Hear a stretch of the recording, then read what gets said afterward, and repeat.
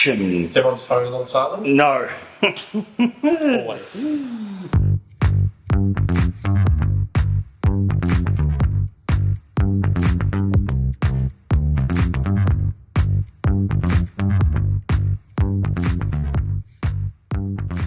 Ladies and gentlemen, members and friends, I'm Lachlan Watt, and this is Matt. my baby.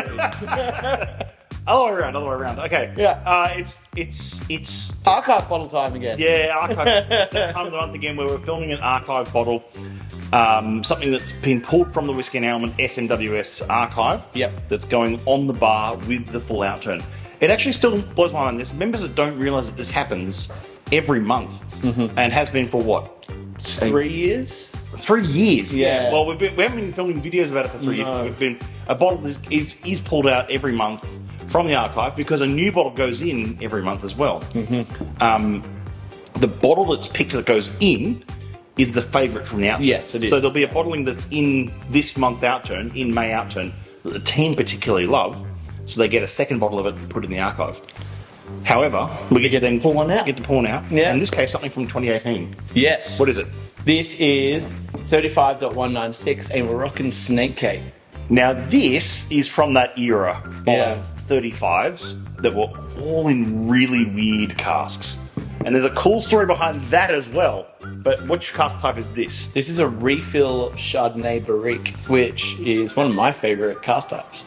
Yeah. Yeah. Yeah. Especially for 35s, for this distillery. All the white wine casks that were done in this period, like the Chenin Blancs and the Chardonnays, were just astounding. Astounding, yeah. Yeah. And you guys went through quite a few of these. Yes, we did. I think we had about 8 bottles of this at one point. I remember I got a phone call from Luke McCarthy, who said, and by the way, if you don't know Luke, you should know Luke. Check out Oz Whiskey Review. He writes a lot. He writes for a lot of places. He's an amazing author. Author? Writer. Journalist. Yeah. Writer. Writist? Yes.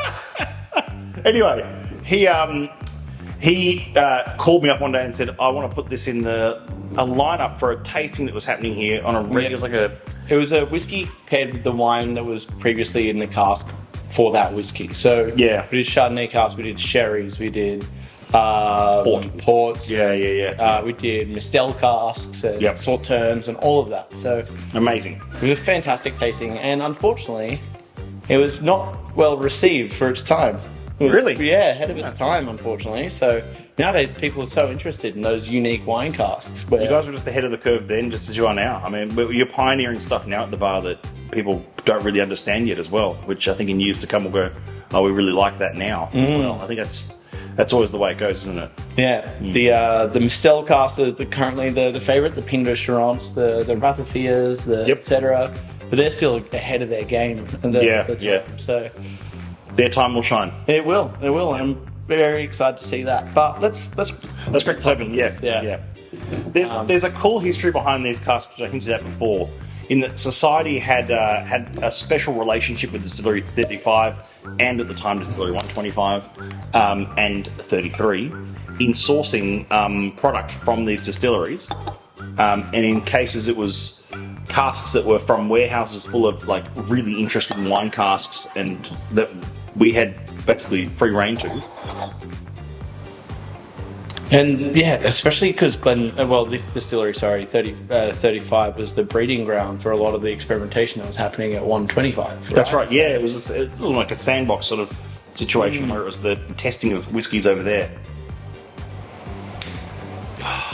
Needs a moment to open up. It's been sitting in the glass for about 6 years untouched, so it's 58.2% as well. Yeah, it's also first dram of the day. Yeah. Well, for me. I just saw it absolutely for me as well. I literally just woke up and rolled in here.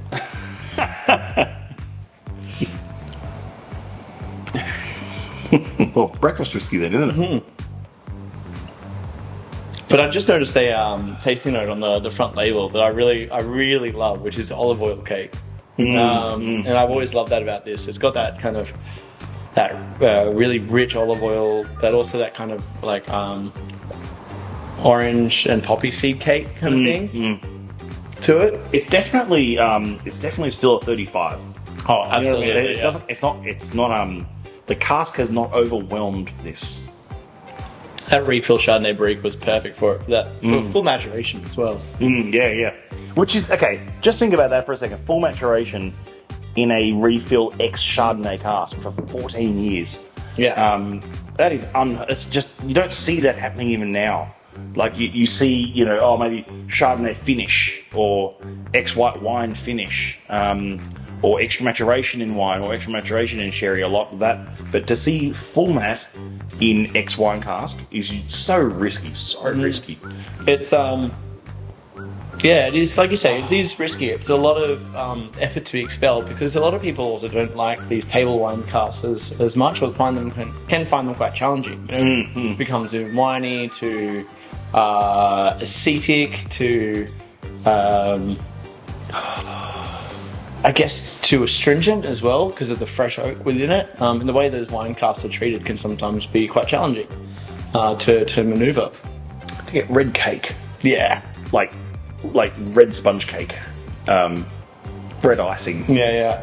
I love that. Like, yeah, red buttercream kind of. Yeah, red buttercream, yeah. And, yeah. So this is going to be open, this is now open, as you can see, but it's going to be on the bar. With the May Outturn. With the May Outturn, yeah. May is all about desserts and drams, which is what the whole point of picking out something that is a Moroccan snake cake. A real desserty, deep rich and dried fruits archive bottling.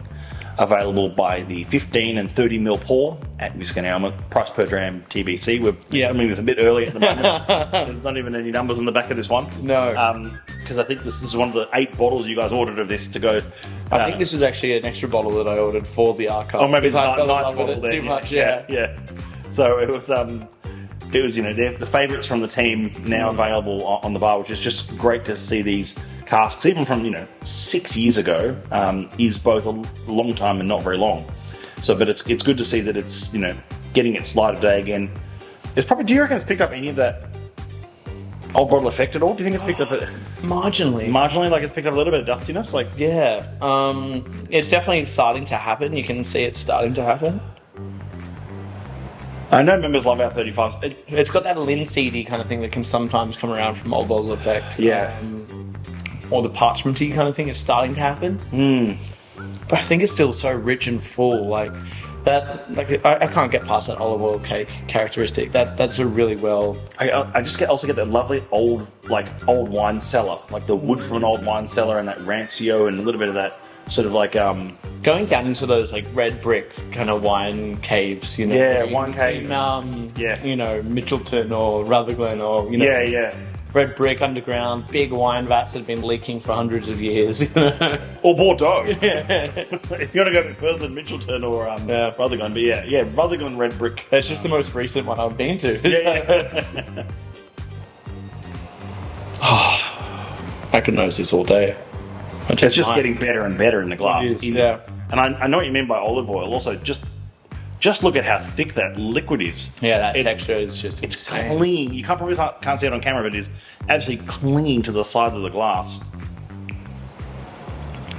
The magic, the alchemy of that cask and that spirit coming together, creating something so unique and so delicious. I loved all these wine casks of this era from this distillery. Yeah. As you well know. Yeah, I well know. Yeah, and we had a string of them. I remember even as early as like 35.125 or 120, and then we're up to 196 on this one. So we're talking like a good 80 to 100 casks in that era of just phenomenal whiskies that we get to sort of play around with, and there was some weird stuff. This is one of them. This is definitely like 14 years refill Chardonnay is insane. The refill Chenin Blanc one that I remember very, very well, but I cannot remember the name of it. Was it Variety of the Spice of Life, or was it something else, or was it I think it was something else. Okay. But I just remember it being iced bovos and prosciutto. Wow. And it was incredible. Yeah. I fell in love with it from that moment. It was insane. But at the same time as we were getting these, we were releasing there was I remember 35.140 or something, which was, they were those 20, 21, 22-year-old first fill toasted oak. And they were the backbone of what ended up becoming Glenmorangie Signet. Yeah, and then and before that it was the Sorry, Astar. I think it's sorry, Astar. Yeah, but yeah. Yeah, the artist, and then the artisanal cask, and then the Astar. Yeah. Yeah. So good. So good. Oh. Just as an aside, and I know many in the society would agree with me on this. If you do happen to find a 125.1 to .10, that first sort of 10 casks on their paper label, you're going back a bit here, and you'll pay a pretty penny for one these days. But they would just unbelievable. I've had a chance to taste 2 of them from that era. I think it was the .2 and the .8, and yeah, just unbelievable.